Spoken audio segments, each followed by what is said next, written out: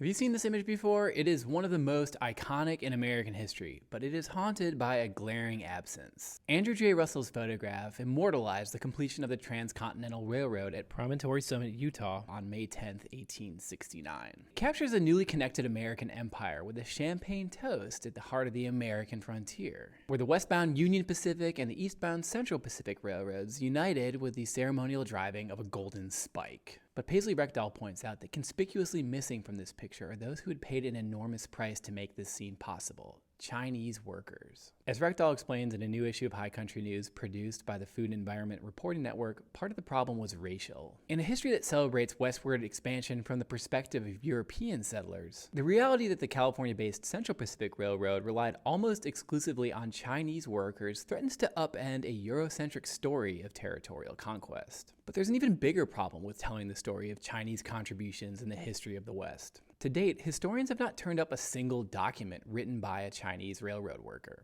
To unearth the Chinese history of the railroad and across the West, Rekdal digs into the archaeological evidence of ceramics and foodstuffs and the culture of the Chinese across the West, including her own family's history in Utah. She bears witness to the place where Chinese workers broke a record by laying down 10 miles of track in a single day. Did the Chinese, who traded with and occasionally married the Paiute people of the high desert, trade with them for piñon nuts to make their food, or did they rely on Chinese imports? To learn more, check out Paisley Rekdal's new piece in High Country News, produced with support from the Food and Environment Reporting Network.